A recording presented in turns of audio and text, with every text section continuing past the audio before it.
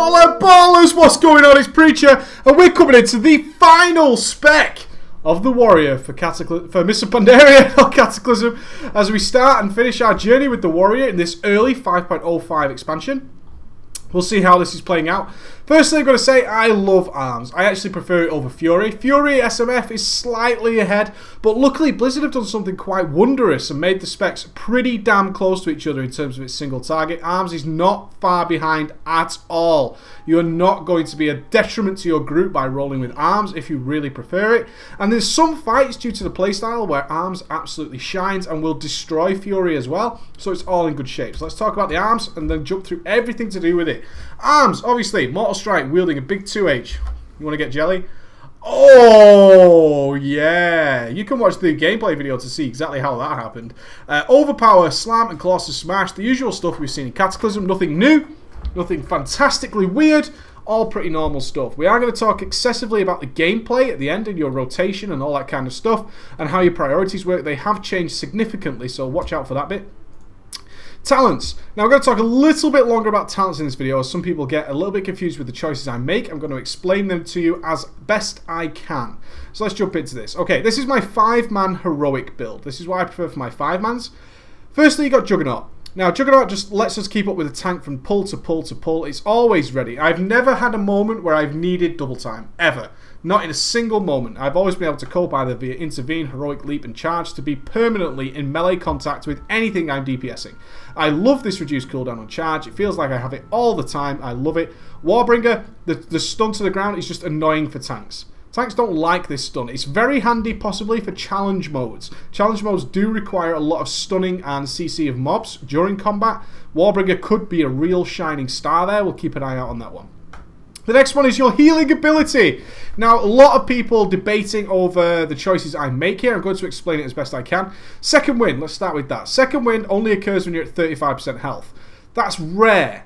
It's pretty damn rare, making it less useful overall for me. Simple as, nothing tricky about that at all. It's rare that you're below 35% health, but there will be times when you get hit by that huge attack of death. All the raid gets dropped to really low health, in which case getting Second Wind will probably be more helpful to you. Now, the next choice goes between Enraged Regen or Impending Victory.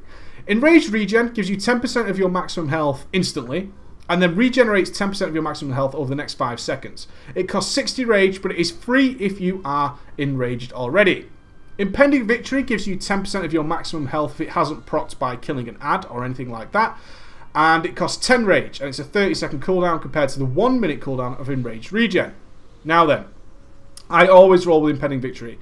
I find this, especially in 5-mans, to be the absolute gangster ability of keeping myself alive. If I pull aggro with a lot of AoE, which happens quite regularly if I'm doing serious amounts of AoE, then I tend to pull a lot of aggro, and then I start chaining Impending Victory. Remember, this doesn't mean, because it's got a 30-second cooldown, that it can only be used every 30 seconds. Every time you kill a mob that yields experience or honor, it resets, which makes this ability spammable, and it also gives it a 20% of your maximum health.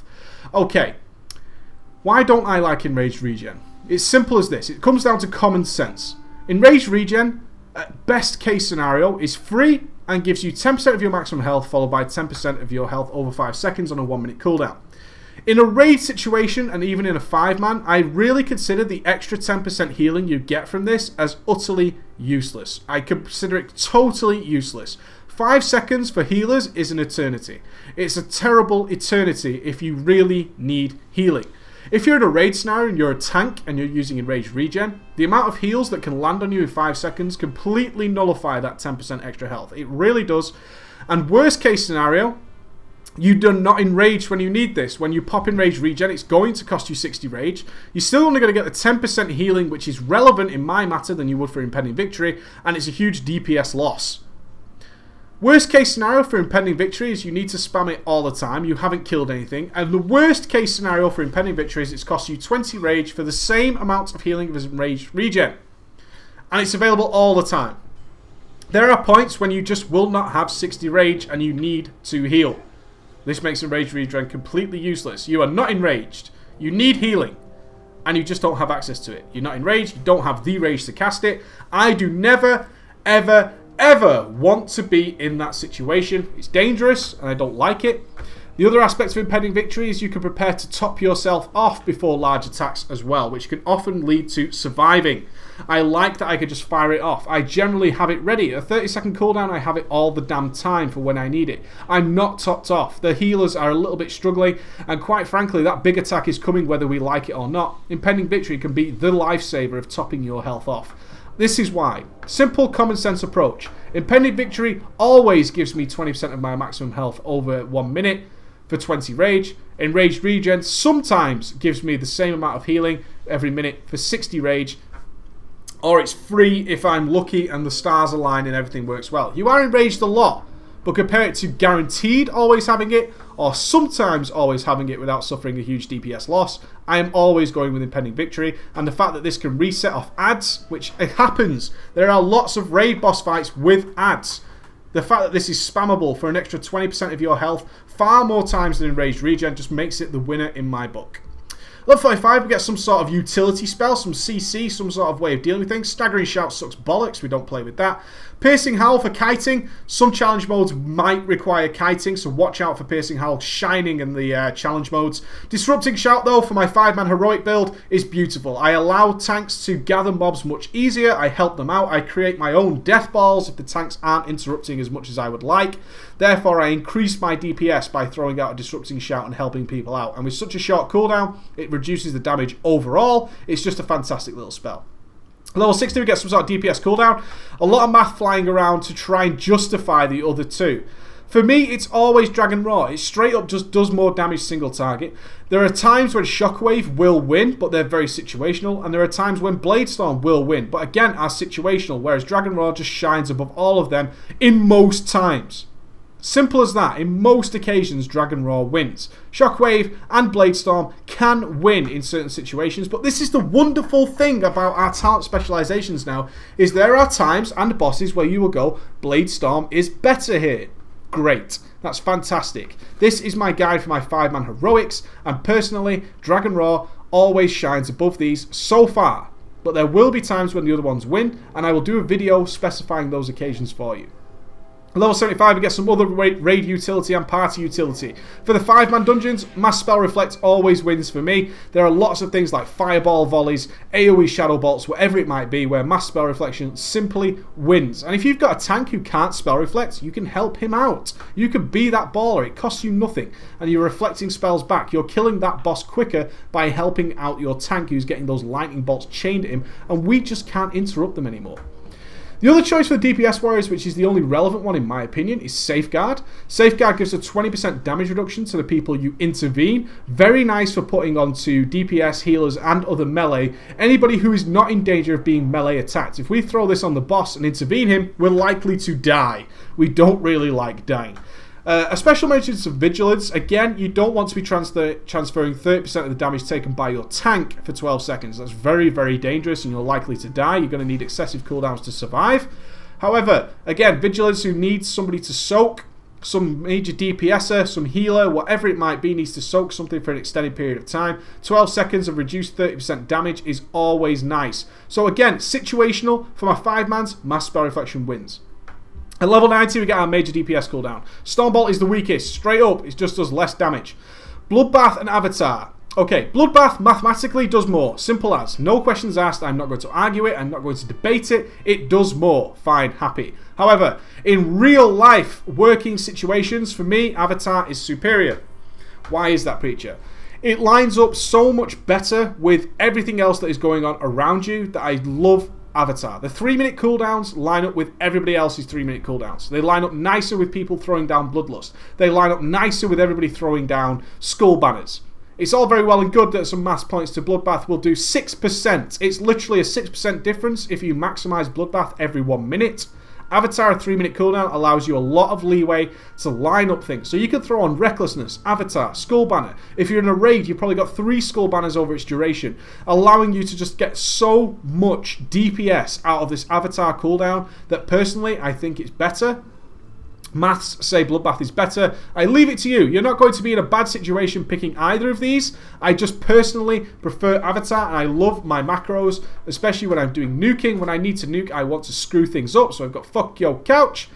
It literally, Skull Banner, Avatar, Recklessness, uses all my trinkets. If I was raiding, I would throw in a potion in there as well and literally destroy anything that should come into my path during that period. I love Avatar. It lines up well with everything else that's going on around you. I always find that important. Let's talk about glyphs. The glyphs that you're generally always going to roll with are Glyph of Unending Rage and Glyph of Recklessness. Glyph of Unending Rage allows us to manage our taste for blood procs better. I'm going to talk about that a little bit more in the actual gameplay style of arms. Glyph of Wreck reduces the crit chance of Recklessness by 20%, but increases its duration, which means it lines up again better with the full duration of Avatar, Chain Skull Banners, Trinket procs, all that kind of stuff, your potions, and you're going to have this Recklessness buff up for the entire duration of those as well, creating a really nice synergy. Your main other choice comes here. I roll with Glyph of Colossus Smash for my 5-mans. I tend to get tanks who don't debuff mobs properly, or certainly don't debuff the mobs I'm DPSing, which leads to a lack of DPS from my part. And also for the party, Sunder Armor not only affects you, that's something to always bear in mind, is Sunder Armor affects any physical damage dealer in your party or raid. If you are in any doubt that you will not have Sunder Armor up, you should roll with the Glyph of Colossus Smash. We get tons of Colossus Smashes. It resets constantly as arms, therefore we get 3 stacks of Sunder Armor up passively very quickly. Some other choices that you've got here are Glyph of Sweeping Strikes. There are a couple of bosses in Mists of Pandaria raids, the Stone Guard being one, where you're permanently cleaving. You're always DPSing 2 mobs at the same time. This glyph really nullifies the rage cost of Sweeping Strikes, allowing you to push a hell of a lot more DPS out of your character. However, it's situational. Obviously, in a raid, you're going to have Sunder Armor in some form, so you will never roll with this glyph if you're in a full 25-man raid. If you're in a 10-man and you're the guy responsible for glyph for Sunder Armor, then you might take it. You probably will. But if you're in a nice 25-man raid, if Sunder Armor is covered and you're doing permanent cleave through the majority of the boss fight, Sweeping Strikes will be the winner. Another mention goes out to Glyph of Rude Interruption. I haven't even learnt it yet. I've not needed to. If I was rolling in a permanent 5-man with always Sunder Armor covered, I would pick this up immediately. A 6% damage increase every time you go throw off a successful pummel. As the guy who always does the interrupts, I find this to be very tasty. There are a couple of bosses again in Mists of Pandaria raids where there are 3 ads of ads that are constantly spellcasting. The bosses are spellcasting and they need interrupted. The Mogashun Emperors are one. They constantly spellcast and you have to interrupt them. You're going to pick up a lovely passive 6% damage increase. No one can argue with that. Colossus Smash will be useless in that situation. You don't cleave in that situation, but you do interrupt, giving you a nice 6% damage increase. Think about that. But again, pack your tome with the Clear Minds and swap as necessary. That's what's important. Let's talk about the gemming and reforging and what are our priorities. As we said in the other videos, Blizzard has played around with our secondary stats. Now that's screwed up warriors a little bit. I always generally believe that your main stat, being strength in the warrior's case, should be the primary source of DPS. But in Cataclysm we had this stupid moment where literally if we didn't get a huge strength bonus from our armor, then we wouldn't gem for anything other than pure strength. It was a simple calculation. How much strength will I get from this item by gemming the colours? How much will I get if I don't? Which one is more? I want more strength, simple as. So they buffed secondary stats and made them more tasty. This has meant that critical strike chance is actually your new golden boy. You want as much critical strike as possible. It outweighs strength. Obviously, we can't reforge for strength. So you're going to be reforging for as much crit as possible, leaving your crit as high as possible. As you can see, I've gone for as much crit as I can wherever I get it. We've needed expertise. Hard part about getting this is your primary. Always, number 1 choice for getting your DPS up is to get the hit cap and the expertise cap. As you can see, I've got, it's 2,550 rating to get these caps. You can see I'm 1 rating over on my hit, and I'm a little bit over 100 rating over on my expertise. Maybe I can squeeze that out somewhere, but those are capped. You're never going to get a bigger DPS increase on your character than capping hit and expertise. They're vital. Missed spells are tons of huge, lost, non-existent damage. Next, you're going to get as much crit as possible. So we can look down here. I've tried to. It's early days, so I can't get as much crit as possible. I've got crit on there. Expertise. You see, get this trinket, guys. I've done a video on it. Hit, crit, and expertise trinket is a godsend at these early levels. But going down here, you can see it. There's a chance where I've had to reforge for some critical strike. What comes after crit, you ask? Simply mastery. Haste is your worst stat. Get rid of haste as much as possible. If you have haste on your item, it is the first thing to be reforged away. Your priorities are simple. Hit and expertise to the cap. Get them capped. Then get as much critical strike chance as possible. then Mastery, Haste way down the line. Very, very simple stuff. Nothing to worry about at all. For gemming, you're going to use the Reverberating Primal Diamond, which is the Strength Critical Strike Damage Increase gem. Your yellow sockets are going to be these Inscribed gems, giving you Strength and Critical Strike rating. Any yellow sockets are going to be pure critical strike rating. And if you have blue sockets, try and avoid them. You want 3 inscribed gems, because they might count as red, to activate your meta gem. That's why I have no meta gem just now. It's not necessary. I can't activate it if I wanted to. I don't have enough gem slots. But you want 3 red gems to activate that gem slot, okay? So if you get 3 gem slots, get 3 red gems in there, activate your meta gem. Yellow slots, stick a pure crit gem in, and try and avoid blue sockets if at all possible. You can't get a decent strength crit gem or any modification of that in those sockets. The best you're going to get is a strength hit gem. They're not cool. Get as many yellow gems in as possible. You need 3 red gems. Find the 3 items that give you the best bonuses for putting in 3 red gems and use that. And the red gems are actually orange gems, and they are the inscribed opals or whatever the higher version of that is. Very simple. Let's talk about the playstyle. Playstyle is very simple and it's kind of fun, and we have a little bit of RNG to track, which adds a little bit of complexity to the rotation that I really like. Your priorities are simple. You're going to be keeping Mortal Strike on cooldown and your Overpower. Every time you your Colossus Smash, I should say. Every time you Mortal Strike, you proc Overpower. Now, thanks for the Taste of Blood, this Overpower has a chance to proc more Overpowers. I'm going to see if we can get a Taste for Blood proc. There we go. And then you will get this. It's called Taste for Blood. This is increasing the damage of your next Heroic Strike. Heroic Strike without Taste for Blood is pretty garbage. So you want an accurate way of tracking this. So I'm going to try again. There you go. It's gone to a 2 stack now. Now this stacks 5 times. As you can see, I've created a little Tell Me When add-on there. I've done a video for Tell Me When if you want to see it. Just to track this. I want to keep an eye on it. I want to use it as best I can. Oh, it's going to run out. Now I'm going to use my Heroic Strike. Do not lose a Taste for Blood proc. Even if it's a 1 stack, it doesn't matter. Doesn't matter. Okay? Use it. That's the only time Heroic Strike is going to be useful for you, and try and mix in Deadly Calm with it to reduce the cost of it. So it's nice and cheap and it hits like a truck. A 4 stacked or 5 stacked Heroic Strike is an absolutely devastating ability. When you're in the time when Overpower or Taste for Blood doesn't proc, and you then run into this free time, let's see if I can proc one now. There we go. You're using Slam. Slam is your rage dump. So you have 4 main DPS abilities. Your Mortal Strike, your Colossus Smash, and your Overpower. And just watch. See, now I've got this building up. See if I can get to a 3 so I can show this up and see if I can give you a nice demonstration of how hard Heroic Strike hits after all these buffs. This also affects Cleave. It's going to run out. So now's my time to use that Heroic Strike. Get rid of it. Make sure you use it. You can see a 74k Heroic Strike coming out of there. So your single target DPS is simple. Mortal Strike on cooldown. It generates rage. Colossus Smash. Important debuff and costs nothing. Overpower as much as possible. And in between all of those, use your Slam. Try not to Heroic Strike under any circumstances if you do not have Taste for Blood procced. If you are rage capped and there is nothing you can do about it, of course go ahead and Heroic Strike and make sure you're not capping rage needlessly. That's just a waste of DPS. In between that, you're going to be using a big cooldown like Dragon Roar and blowing your normal DPS cooldowns. What about AoE? AoE comes down to how many mobs you're fighting. If you've got 4 mobs like this, one of the most important things is to Thunderclap. Not to get damage out of Thunderclaps, it's only 50k, but in fact to spread deep wounds. Deep wounds on all attacks. You can see I track these with this anon. This is tiny plates showing these deep wounds ticking away. Ticking for 40k every couple of seconds. And you just want to say, oh, it's about to run out. Get a Thunderclap down. Right, everything's doing that. While you're doing this, you're going to keep Sweeping Strikes up permanently. Sweeping Strikes last a hell of a long time. And then you're going to go to your single target rotation and stay like that. The only difference you need to do now is track deep wounds. 3 seconds left on deep wounds. I'm going to Thunderclap. Spread that deep wounds again. Keep Sweeping Strikes up. And fall back in your single target rotation. Again, tracking those Tell Me When procs. Now, if you're DPSing, that of course, Taste for Blood buffs your Cleave as well.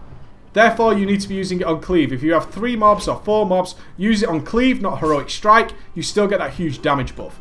Now, what about when we got a shitload of mobs and we're doing mad AoE? Okay, you're going to be, again, Thunderclapping to get deep wounds on everything. Now, you're going to be doing your single target, but you're ignoring Sweeping Strikes. And whenever you have the rage to do it, you're whirlwinding. You can see whirlwinding 90k, 80k. Falling back on these free spells anytime you get the opportunity and whirlwinding in between. And of course, still tracking your deep wounds. Make sure deep wounds is tracking on everything. And just keep whirlwinding whenever you have rage. Use your Berserker Rage to keep topping your rage up. And you should always have Overpowers, Mortal Strikes and things to do in between.